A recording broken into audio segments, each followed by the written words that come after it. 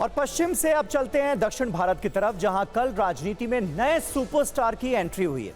नाम है विजय, जिन्हें लोग थलापति भी बुलाते हैं। तमिल में थलापति का मतलब होता है कमांडर। विजय फिल्मों के कमांडर तो हैं, लेकिन सवाल है कि क्या वो सियासत में भी कमांडर साबित होंगे। विजय ने विलुपुरम में अपनी पार्टी का पहला राजनीतिक सम्मेलन किया, जिसमें 3 लाख से ज्यादा लोगों के आने का दावा किया गया। लाखों लोगों की भीड़ के सामने उन्होंने अपनी पार्टी TVK यानी तमिलगा वेट्री कजगम की विचारधारा और लक्ष्य की जानकारियां साझा की। अपनी पार्टी का झंडा लहराया। झंडे में लाल और पीला रंग है, जबकि बीच में 2 हाथी। उन्होंने कहा, तमिल को अदालतों और मंदिरों की भाषा के रूप में मान्यता दी जानी चाहिए। यह केवल भाषा का प्रश्न नहीं है, बल्कि तमिलनाडु की सांस्कृतिक विरासत को पुनर्जीवित करने का अभियान है। अपने समर्थकों के इमोशन से भी उन्होंने खुद को जोड़ा और कहा कि मैं अपना करियर छोड़कर आया हूं। बीजेपी से मेरा वैचारिक, जबकि DMK से राजनीतिक मतभेद है। यानी विजय ने अपना राजनीतिक एजेंडा भी साफ कर दिया और अपने तेवर से विरोधियों को चेन्नई से लेकर दिल्ली तक संदेश भी दे दिया। इससे ऐसा लग रहा है कि विजय जितने मंझे हुए एक्टर हैं, शायद उतने ही मंझे हुए नेता भी साबित हों। विजय की पार्टी का थीम सॉन्ग 1950 के दशक में MG रामचंद्रन के गीतों से लिया गया है, जिसे खुद MG रामचंद्रन ने गाया था। दक्षिण के सुपरस्टार रहे MG रामचंद्रन भी तमिलनाडु के CM रह चुके हैं। इसका मतलब यह है कि वो MGR के जरिए तमिल अस्मिता की भावना को जगाना चाहते हैं। MGR तमिलनाडु में सर्वमान्य नेता थे। पार्टी सॉन्ग के जरिए जनता को उनकी याद दिलाकर विजय भी उन्हीं की तरह बनना चाहते हैं।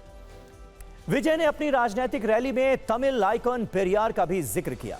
उन्होंने कहा कि वो उनकी विचारधारा को तो अपनाएंगे, लेकिन उनकी ईश्वर विरोधी विचारधारा से दूर रहेंगे। पेरियार ने द्रविड़ पहचान की वकालत करते हुए अलग द्रविड़ नाडु की मांग की थी। उन्होंने नास्तिकवाद का समर्थन किया और मूर्ति पूजा और कर्मकांड के खिलाफ रहे। यही नहीं, वो दक्षिण की राजनीति में हिंदी विरोध का प्रखर चेहरा रहे। इस वजह से उनका विरोध भी हुआ।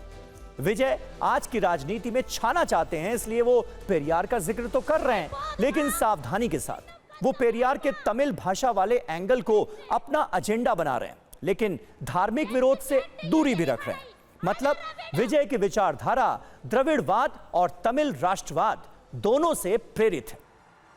तमिलनाडु की राजनीति DMK और AIADMK के बीच घूमती रही। करीब 70 से 80% वोट अलग अलग दौर में इन्हीं दलों को मिलते रहे। तमिलनाडु की सियासत में फिल्म स्टार्स के आने का इतिहास रहा है। 1967 में तमिलनाडु के CM रहे अन्ना दुरई फिल्मों में स्क्रिप्ट राइटर थे। वो DMK के नेता थे। अन्ना दुरई की विरासत को करुणानिधि ने आगे बढ़ाया। करुणानिधि भी तमिल सिनेमा से जुड़े थे। बाद में वो भी मुख्यमंत्री बने। MG रामचंद्रन तमिल फिल्मों के सुपरस्टार थे। 1972 में DMK से निकाले जाने के बाद उन्होंने अपनी पार्टी AIADMK बनाई और 5 साल बाद 1977 में वो मुख्यमंत्री बन गए।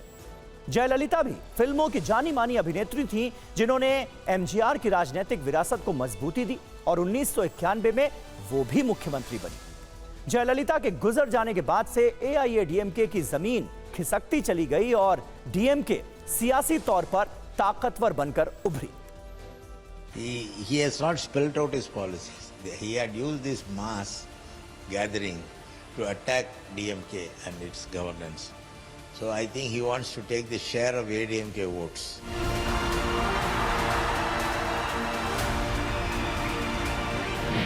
It is almost seeing a 2.5 hours cinema, not like a political drama. It looked like a drama.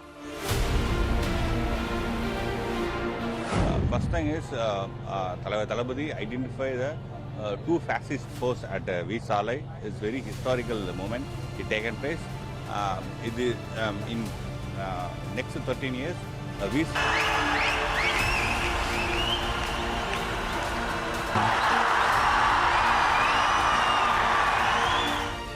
He has taken a leaf from every political party's ideologies and tried to give masalas and mix that will suit TVK. That's what his attempt is all about.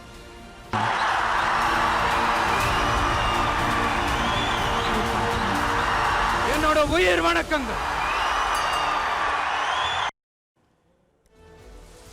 तो विजय राजनीति में आने के लिए कई साल से plan बना रहे थे। औपचारिक तौर पर उनका यह सपना 27 अक्टूबर को पूरा हुआ।